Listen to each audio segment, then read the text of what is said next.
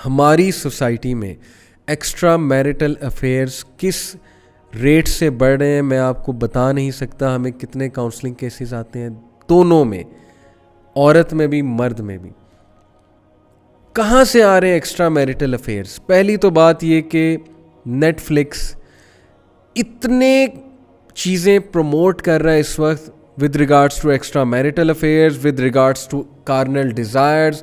हर carnal desire को सामने लाके वो पूरी एक टीवी सीरीज़ बना रहे हैं। हर गंदगी को, वो गंदगी जो इंसान के माइंड की वो गंदगी जिसको रिलीजन ने प्रोहिबिट किया, जिस पे ताला लगाया, जिसको कंट्रोल करने का कहा, उस गंदगी को सामने लाके वो पूरी मूवीज़ और टीवी सीरीज़ बना रहे हैं। ऐसे ऐसे कॉन्सेप्ट्स दिखा रहे हैं कि अल्लाह माफ़ करे। अब मुझे बताएं, जो बंदा वो कंटेंट फॉलो करता है, देखता है, वो कैसे बचेगा? वो तो फिर ग्लैमराइज करेगा इन सारी चीज़ों को और अपनी लाइफ में बिल्कुल मायूब नहीं समझेगा। एक्स्ट्रा मैरिटल अफेयर्स को सो कॉल्ड जो कॉन्सेप्ट आ रहा है फ्रेंड्स विद बेनिफिट, ओके, ये भी एक नया कॉन्सेप्ट आ रहा है और बहुत सी चीज़ें आ रही हैं। जब शर्म ही ना रही तो फिर कुछ भी ना रहा ना, फिर तो जो मर्ज़ी करें। तो जो लोग, मैं इतना कंसर्न्ड हूँ उन लोगों के बारे में जो लोग हर वक्त नेटफ्लिक्स की सीरीज़ को फॉलो करते हैं। पता नहीं उन लोगों का क्या बनेगा, पता नहीं वो कितने दूर चले जाएंगे दीन से, ज़िंदगी के उस फ़लसफ़े से जो हमें लाइफ में हेल्प आउट करे। और यही शायद दज्जालियत है मेरे नज़दीक। फितना दज्जाल पीक पे है कि आपके इर्द गिर्द इतना कुछ है जो आपको असल मकसद ही भुला देता है। तो मैं बहुत कंसर्न्ड हूँ उनके बारे में। बचना चाहिए। सवाल ही नहीं पैदा होता कि उस चीज़ को हम देखें। क्यों देखें भाई? आपको नहीं पता कि जो चीज़ हम पढ़ते हैं, जो चीज़ हम देखते हैं, उसका हमारे माइंड्स पे कितना बुरा इम्पैक्ट होता है। तो हम कहाँ अपनी जवानी लगा रहे हैं? हम क्या चीज़ें कर रहे हैं? हम किस कंपनी में बैठ रहे हैं? इमेजिन करें कि क़यामत वाले दिन, और ये एक और हदीस मैं आपको बता दूं, 4 सवाल किए जाएंगे। नबी अकरम सल्लल्लाहु अलैहि वसल्लम ने कहा, ला तज़ौलु क़दम अब्दिन यौमल क़ियामती हत्ता युसअला अन अर्बाई। 4 सवाल किए जाएंगे एक इंसान से क़यामत वाले दिन और उसको हिलने भी नहीं दिया जाएगा उस जगह से। नंबर 1, अन उमुरिही फ़ीमा अफ़नाहु, तुमने अपनी उम्र को कैसे स्पेंड किया। और अगला सवाल, व अन शबाबिही फ़ीमा अबलाहु, तुमने नौजवानी में, तुमने जब तुम जवान थे, तुमने क्या किया है। What were your commitments, what were your activities, क्या कर रहे थे तुम जवानी में। इस हदीस में कहाँ ये लिखा है कि नहीं नहीं बुढ़ापे में आके इबादत शुरू कर दी थी तो जवानी का सवाल नहीं होगा? ये कहाँ है?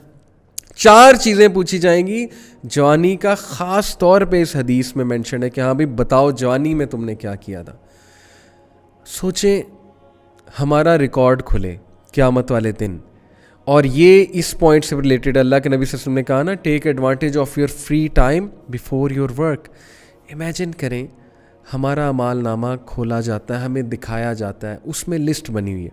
लिस्ट में पहला पॉइंट है the place that is most visited by this person. इसकी ज़िंदगी में वो प्लेस जो इसने सबसे ज़्यादा विज़िट किया है। इमेजिन, लिखा आ रहा है emporium mall, Centaurus mall. The place most visited by this person, emporium mall, Centaurus mall. मैं ये नहीं कह रहा कि जा ही नहीं सकते, जाहिर है कि नबी अकरम सल्लल्लाहु अलैहि वसल्लम की हदीस इस पे बहुत वाज़ेह है। The worst of places are markets and the best of places are malls. अब आप खुद ही इसको इंटरप्रेट कर लें जैसे आपने करना। What will you say to Allah? Allah will ask you, अच्छा तुमने ज़िंदगी के 60 साल 65 साल जितने भी साल गुजारे, सबसे ज़्यादा टाइम तुम्हारा मॉल्स में लगा है, और फिर तुम बहाना करते थे कि मेरे पास दीन पढ़ने का टाइम नहीं था, मेरे पास कुरान समझने का टाइम नहीं था, मेरे पास नमाज़ों का टाइम नहीं था। इमेजिन करें, आपके अमाल नामा में, खूबसूरत अमाल नामा, अल्लाह माफ़ करे, उसमें लिखा है the place that is most visited, और नीचे लिखा है किसी कैफ़े का नाम, नीचे लिखा है किसी एंटरटेनमेंट प्लेस का नाम जिसका कोई फ़ायदा नहीं है व्हाटसोएवर। फिर the website that is most visited by this person, और the app that is most visited by this person. Imagine करें, और उसमें कोई पॉर्न वेबसाइट लिखी है, और उसमें जो है कोई फजूल किस्म की वेबसाइट लिखी है। वैसे तो आई एम श्योर फेसबुक लिखी आएगी हम सब की। तो इमेजिन करें फिर फेसबुक के हवाले से अमालनामा खुले कि वो कंटेंट जो सबसे ज़्यादा जिस पे इस बंदे ने टाइम स्पेंड किया है वो आए, तो क्या हमारी उस वक्त हालत होगी? व्हाट विल बी आंसर अल्लाह सुब्हानहू व तआला? इमेजिन करें। ये ऐसी चीज़ें हैं जो हम सबको बहुत डिटेल में बैठ के सोचनी चाहिए कि हमारा मेन टाइम जवानी में कहाँ लग रहा है। इमेजिन हमारी इंटरनेट की सर्चेस पूरे दिन में 24 घंटे में क्या है? ब्रांड्स के बारे में सर्च करना, मूवीज़ के बारे में सर्च करना, टीवी शोज़ के बारे में सर्च करना। So brothers and sisters, imagine ये सारी चीज़ें हमारे सामने आए क़यामत वाले दिन। Our most visited place, most visited website, most frequently used app and most frequently visited places and things like that, ये सारी लिस्ट हमारे सामने आए और हम उस लिस्ट को देखें। क्या जवाब देंगे हम अल्लाह को? कैसे जस्टिफाई करेंगे हम इन चीज़ों को? क्या आप कभी ऐसी सिचुएशन से गुजरे हैं कि आप कोई प्रेजेंटेशन दे रहे हो एक ज्यूरी के सामने, स्पेशली फाइनल ईयर प्रेजेंटेशन, या आप अपना कोई प्रोजेक्ट जो है वो प्रेजेंट कर रहे हो और वो जो आगे बैठे हुए हैं ज्यूरी में वो आपको एकदम क्वेश्चन करना शुरू कर दें और आपसे पूछने लग जाएं ये कैसे किया, ये कैसे किया है? क्या हालत होती है उस वक्त? मैं तो गुजरा हूँ इस सिचुएशन से अपनी यूनिवर्सिटी लाइफ में। क्या पाँव तले ज़मीन नहीं निकल जाती? प्रेशर में नहीं आ जाता बंदा? एकदम बंदे का ये दिल नहीं करता कि मैं बस यहाँ से भाग जाऊँ? तो इमेजिन करें वो दिन रब्बुल आलमीन हमसे पूछेगा कि बताओ जवानी कैसे तुमने स्पेंड की, क्या करते थे, क्या एक्सक्यूज़ था तुम्हारे पास? हम क्या एक्सक्यूज़ देंगे? ये एक्सक्यूज़ था कि हमने सोचा हुआ था, प्री प्लान था कि नहीं बुढ़ापे में जाके हमने सब कुछ करना है। तो इसलिए ये बहुत सीरियस मैटर है, ये बहुत सीरियस मैटर है जिनको हम लाइट लेते हैं। नबी अकरम सल्लल्लाहु अलैहि वसल्लम, एक बार सहाबा हंस रहे थे किसी बात पे, अल्लाह के नबी सल्लल्लाहु अलैहि वसल्लम वहाँ से गुजरे, कहा कि if you knew what I know you will laugh less and cry more. अगर तुम जानते जो मैं जानता हूँ तो तुम रोते ज़्यादा और हंसते कम। इसका ये मतलब नहीं है हंसना मना है, लेकिन इमेजिन नबी अकरम सल्लल्लाहु अलैहि वसल्लम ने उस वक्त क्या रिमाइंड कराया। अल्लाह के नबी सल्लल्लाहु अलैहि वसल्लम ने कहा कि सूरह हूद ने it has turn my hair grey, और एक और सूरत के बारे में भी, आई थिंक ये सूरह नाज़ियात के बारे में भी है कि इस सूरत ने मेरे हेयर को ग्रे कर दिया। It has grown me old. छोटे मामलात नहीं हैं जिनको हम इग्नोर करते हैं। हमारी सोच बहुत मटीरियलिस्टिक होती जा रही है। हम दीन के फ़लसफ़े से इतना दूर जा चुके हैं, हम हर चीज़ के लिए टाइम निकाल लेते हैं लेकिन हमारे पास दीन पढ़ने का कोई टाइम नहीं है, दीन समझने का कोई हमारे पास। और जब हमारे माइंड्स मेस्ड अप हो जाते हैं, दुनिया जहान का गंद हम अपने माइंड में घुसा लेते हैं, दुनिया जहान के फ़लसफ़े हम अपने जहन में घुसा लेते हैं, उसके बाद हम कहते हैं अब हम चलें दीन सीखते हैं, अब हम दीन पढ़ते हैं। फिर क्या हमने दीन पढ़ना, फिर हम उसको उन फ़लसफ़ों के लेंस से देखेंगे और फिर हमें समझ कुछ नहीं आनी। फिर हम यही कहेंगे ओह ये बात तो बहुत स्ट्रिक्ट है, ओह ये बात क्या हो गई, ओह ये क्या हदीस आ गई, ऐसा कैसे हो सकता है जी, ये क्या हो गया, वो क्या हो गया। फिर हम अपने लेंस के मुताबिक कुरान को परखेंगे, ना कि कुरान के मुताबिक अपनी लाइफ को परखना। ये कौन सा दीन पढ़ना है? तो बदकिस्मती की बात है कि lectures after lectures, reminders after reminders, इतना कुछ हम देख रहे होते हैं लेकिन क्यों लाइफ में तब्दीली नहीं आ रही है? क्यों हम डिसीजन नहीं ले पा रहे कि it's time to change, it's time to own my problems, it's time to take actions? Stuck हैं हम, स्टक।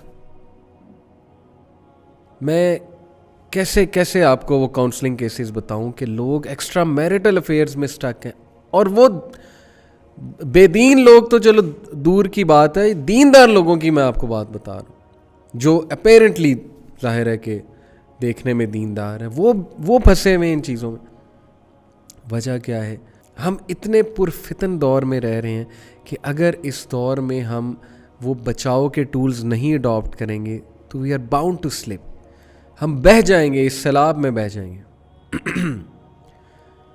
तो अल्लाह के नबी सल्लल्लाहु अलैहि वसल्लम की ये नसीहत, जो मैंने दोनों नसीहतों को आपके सामने रखा एज़ वन नसीहत, वो क्या है कि 5 चीज़ों का एडवांटेज ले लो। इससे पहले 5 चीज़ें हैं। एक बात मैंने की, your youth before old age. दूसरी बात की, free time before you get busy. और यूथ में इतना फ्री टाइम होता है हमारे पास, हमारे 24 घंटा आप देख लें। यूथ कहते हैं जी कि हम बहुत बिजी हैं। किन कामों में बिजी हैं?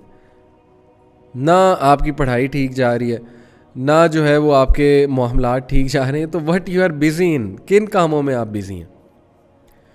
अगर आप दिन के 24 घंटे में से 10 घंटे 11 घंटे सोते हैं और बाकी के जो 12-13 घंटे बचते हैं, इसमें सिर्फ एंटरटेनमेंट और चिल करते हैं, और इसमें सिर्फ और सिर्फ जो है वो आप ऑपोजिट जेंडर से बातें करते हैं, तो फिर अल्लाह को जवाब देंगे कल को आप। और फिर जो है वो जाहिर है कि बहुत सा नुकसान उठाना पड़ेगा, फिज़िकली भी, मेंटली भी, साइकोलॉजिकली भी। अगर एक इंसान, देखें, मैं म्यूज़िक की बात करूं, एंटरटेनमेंट की बात करूं, टीवी सीरीज़ की बात करूं, टीवी देखने की बात करूं, इमेजिन करें कि एक इंसान दिन में 3 से 4 घंटे टेलीविज़न देखता है। और एक्चुअली ये एक स्टैटिस्टिक मैं आपको बता रहा हूँ कि एवरेज अमेरिकन 3 घंटे टीवी देखता है। ये अमेरिका में तो स्टैटिस्टिक है हमारे पास, अमेरिका के हवाले से। हो सकता है पाकिस्तानी ज़्यादा देखते हो। एक एवरेज टीनेजर 2.5 घंटे, अमेरिकन सोसाइटी की बात कर रहा हूँ, 2.5 घंटे म्यूज़िक सुनता है। जहाँ तक टीवी सीरीज़ देखने की बात है, मूवीज़ देखने की बात है, सारी सारी रात जाग के हम देखते हैं। और हमें गुस्सा चढ़ता है अगर हमें उस हवाले से कोई डिस्टर्ब करे कि तुमने मेरा कंफर्ट जोन डिस्टर्ब किया, तुमने मेरा मज़ा ख़राब किया। ये सारे आवर्स मिलाएं और इमेजिन करें एवरेज एज 60 साल है। 60 साल में से 20 से 25 साल आपने सिर्फ टीवी सीरीज़ देखी है। 20 से 25 साल आपने सिर्फ जो है वो ऐसे कामों में टाइम सर्व किया है जिसका कोई फ़ायदा नहीं है। एंटरटेनमेंट होती है रिलैक्स होने के लिए, अपने आप को अम्यूज़ करने के लिए। एंटरटेनमेंट इसलिए नहीं होती कि हम कुछ सीखेंगे जाके। सीखने वाली चीज़ें किताबों में है, सीखने वाली चीज़ें प्रैक्टिकल लाइफ में है। क्या सीख रहे हैं आप वहाँ पे बैठ के, नेटफ्लिक्स पे बैठ के, इंटरनेट पे बैठ के? तो फ्री टाइम का फ़ायदा उठा लें, स्किल्स लर्न कर लें। लोग शिकायत करते हैं हम अनएम्प्लॉयड हैं, हम अनएम्प्लॉयड हैं। आप अपनी वजह से अनएम्प्लॉयड हैं, सीधी सी बात है। इसलिए अपने टाइम को यूटिलाइज़ करें, स्किल्स लर्न करने में, कुछ एक्शन लेने में यूटिलाइज़ करें। और सबसे बड़ी बात, अल्लाह के लिए टाइम निकालें, नमाज़ों के लिए टाइम निकालें। These are the things which really matter. जैसे नबी अकरम सल्लल्लाहु अलैहि वसल्लम ने कहा था ना ताइफ के वाक़े के बाद कि ओ अल्लाह, as long as you are not displeased with me then nothing else matters. That's it, that's all I want. Your pleasure is all I want, your pleasure is all I seek. बाकी चीज़ें set हो जाएंगी। सब कुछ दुनिया का वादा है। दुनिया अल्लाह ने काफरों को भी देनी है, जो अल्लाह पे बिलीफ नहीं रखते उनको भी देनी है रब्बुल आलमीन ने। आखिरत का वादा सबसे नहीं है।